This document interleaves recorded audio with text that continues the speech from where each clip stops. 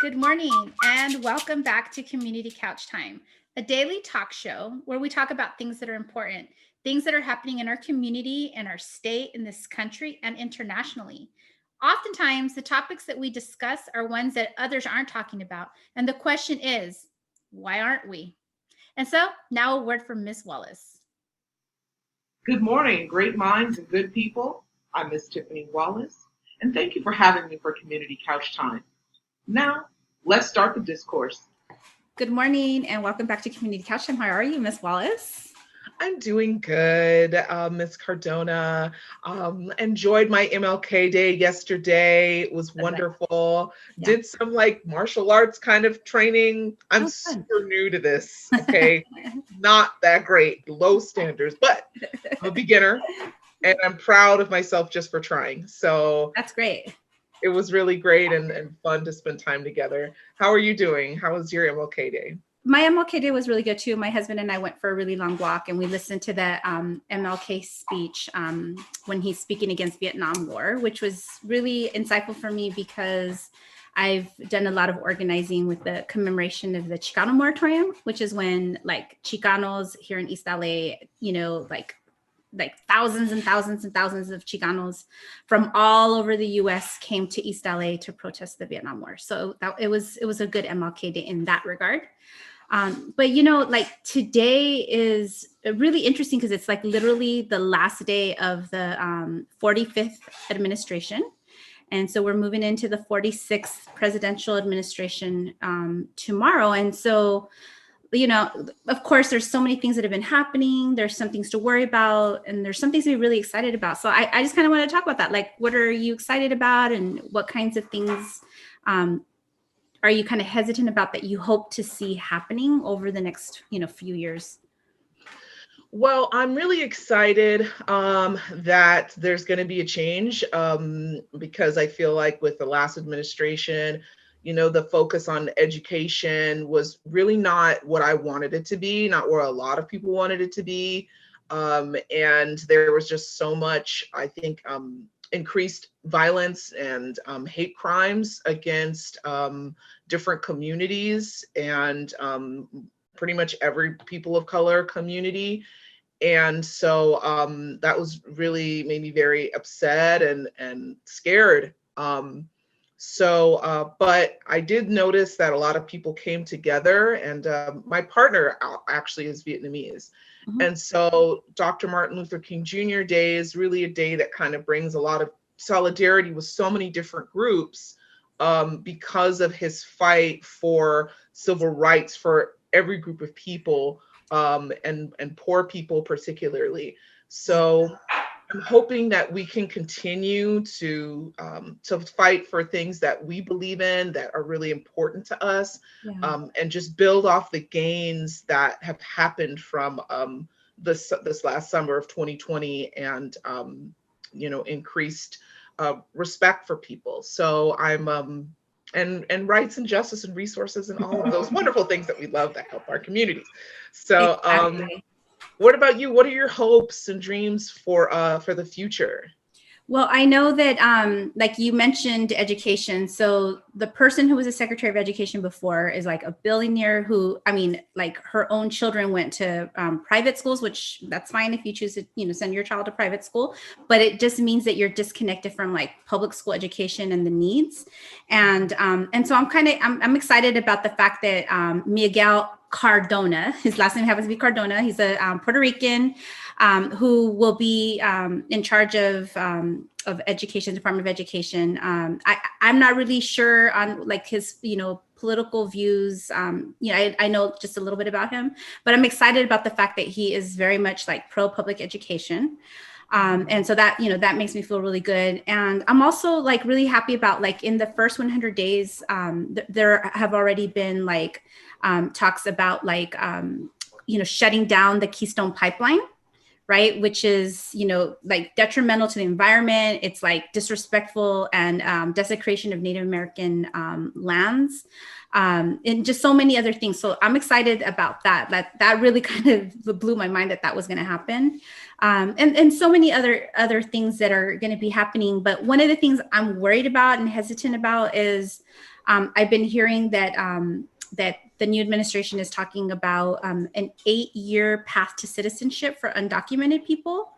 And so I'm glad that we're talking about a path to citizenship, and we're not talking about family separation anymore. Like, that's been horrific in the past 4 years, heartbreaking and devastating and disgusting, dehumanizing that has happened, where children have been taken away from parents. So I'm happy that it's not that anymore, but I'm also worried about 8 years. 8 years is a really long time for a path to citizenship, and like what could change in those 8 years that could like prevent that from happening. So those are some of the things that I'm worried about, but I'm also concerned about something else that I heard recently. Well, there's some part of it that is good and some part that is like concerning. So I'm really happy about hearing that the new administration is talking about the difference between like protesters and insurrectionists. And so I think that's really important for us to think about, right? Like, folks forever, right? That's the American way, the First Amendment right to like march and protest and have rallies, fighting for rights. Like a lot of the amazing things that we are able to benefit from as a country came from, like protesting and, demanding those things. But so I want to make sure that like, that we really think about the difference between that and an insurrection, right? Which is like when you actually go to the Capitol building, right, on January 6th and like knock doors down and like beat up cops till they die. Or just so many things that happen, right? Because we also know that some police officers actually let folks in, right? Yeah. So many things that happen, right? That we would classify as insurrection. So we need to be clear. But what I'm worried about is that that the new sorts of policies that come into place to prevent insurrection, that they get misplaced and harm folks that are doing like peaceful protesting and resistance to demand change that is good change, right? That fights racism and things like that, right? Yeah. That's such a great point that you bring up, Ms. Cardona, because really a lot of the demands are really different. And with the protests over the summer against police brutality and against racist violence and, in support of immigrant rights and right. These are things that, and against xenophobia, of course, you've seen an uptick against Asian communities, violence that, people have experienced, especially because of what's been going on with the pandemic. Correct. And, and that's related to this outgoing, thankfully, administration.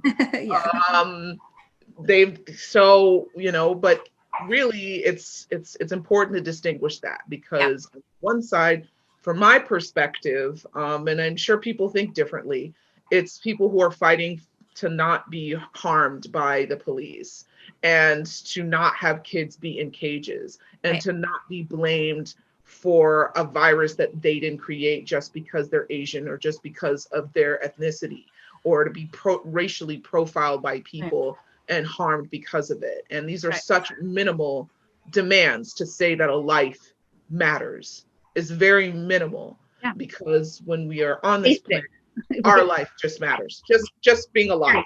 Yes. And if people haven't said that to you before, if you're alive, your life matters. Your life is important. But the fact of the matter is particular lives are being targeted, are being harmed, are being incarcerated, are being cages, are being, living in substandard housing and having lack of resources. So, and the folks at the Capitol, they're not fighting for those things. And so you mean the insurrectionists at the Capitol?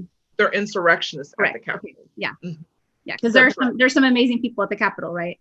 There's, Rashida Tlaib, I just heard her this morning in Democracy Now! And she was sharing some really important insights. So there are some folks at the Capitol.